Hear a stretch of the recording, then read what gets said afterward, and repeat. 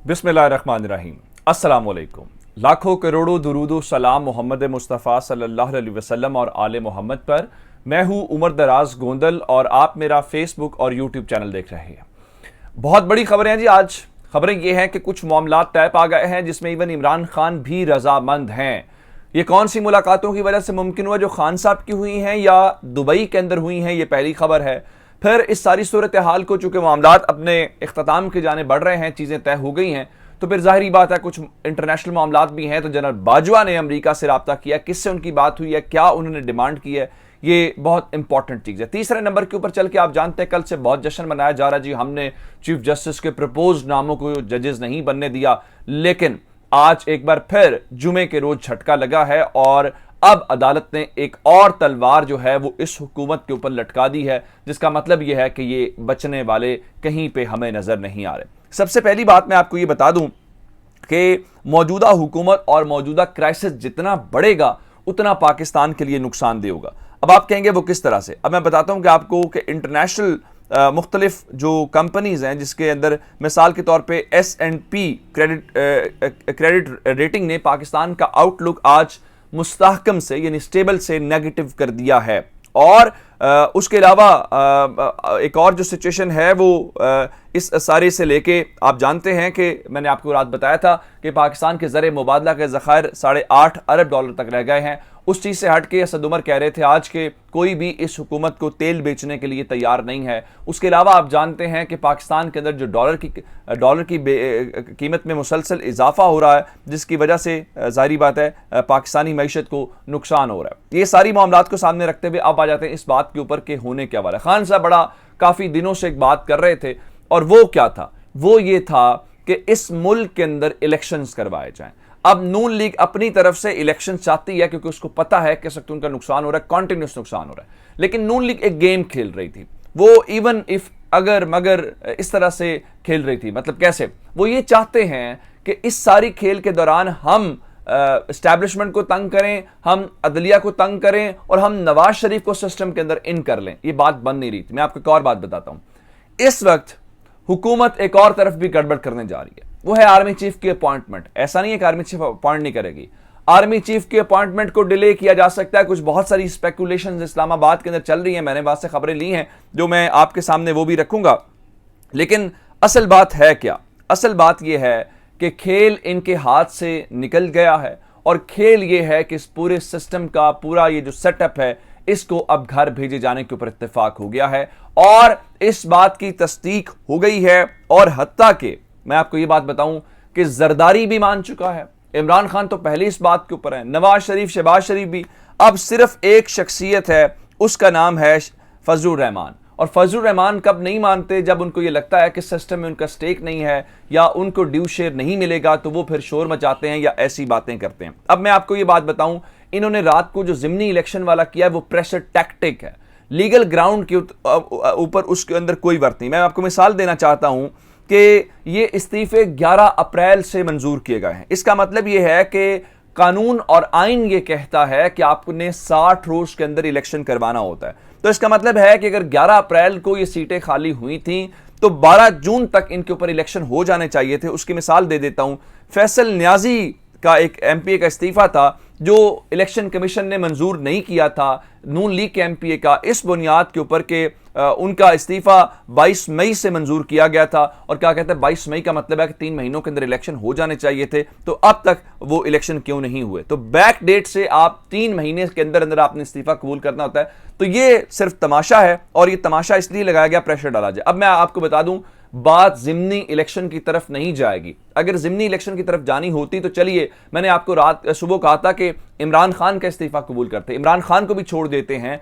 कासिम सूरी ने, असद कैसर ने, फवाद चौधरी ने तो फ्लोर ऑफ द हाउस के ऊपर यह कहा था कि हम रिजाइन कर रहे हैं। आपने उनके इस्तीफे कबूल करने की भी हिम्मत और जुर्रत नहीं की। अब मैं आपको बता देता हूं जी, अक्टूबर में इलेक्शन की तारीख आ गई है। अब वो डेट आगे पीछे हो सकती है, लेकिन यह तय हो गया है कि अक्टूबर के अंदर इलेक्शन होगा। और सिर्फ ये नहीं है, सिर्फ ये नहीं है, बड़ी खुशखबरी कुछ और है। बड़ी खुशखबरी क्या है? बड़ी खुशखबरी यह है कि ये जो मौजूदा इलेक्शन कमीशन का सेटअप है, इसके हवाले से भी मामला तय पा गए हैं। और अब चूंकि पाकिस्तान तहरीक इंसाफ कॉन्टिन्यूस कह रही है कि हम बड़ी पॉलिटिकल पार्टी हैं और हमें इनके ऊपर एतबार नहीं है, इसलिए इनको घर जाना चाहिए, तो जनाब इनका खेल भी खत्म होकर नए इलेक्शन कमीशन के ऊपर मामलात होंगे। उसके बाद निगरान हुकूमत का फैसला भी हो गया है। मामला मतलब यह है कि फैसला तो सेटअप जो मुख्तलिफ मैशत वाले लोग हैं जी, कभी कोई हफीज पाशा का नाम देता है, कभी कोई और। केयर टेकर सीएम वही आएगा जो फाइनेंशियल एक्सपर्ट होगा, पॉलिटिकल नहीं होगा, ये मैं आपको अभी से बता रहा हूं।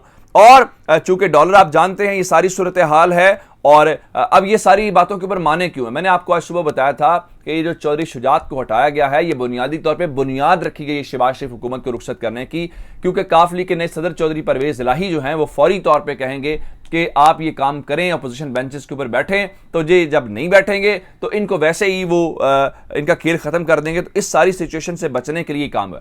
अब दूसरी जानिब मैंने आपको ये बताया जनरल बाजवा की बात से पहले कि नून लीग अदलिया के ऊपर भी प्रेशर डालने की कोशिश कर लिया है, नून लीग एस्टैब्लिशमेंट से भी टक्कर लेने की कोशिश कर रहे हैं। आज जावेद लतीफ ने फिर बातचीत की है और जावेद लतीफ ने कहा जी हमें इदारों ने नून लीग की हुकूमत को कभी दिल से कबूल नहीं किया और उनके मुताबिक हमें इदारों की बात ही नहीं माननी चाहिए थी, हमें फौरी तौर पे इलेक्शन में जाना चाहिए था। कोई बात नहीं है मियां जावेद लतीफ साहब, आपको बहुत ज्यादा इस चीज का उस वक्त पड़ा हुआ था कि हम अपनी आईनी मुद्दत पूरी करेंगे, आप तो रात को भी कह रहे थे, हालांकि खेल खत्म हो गया।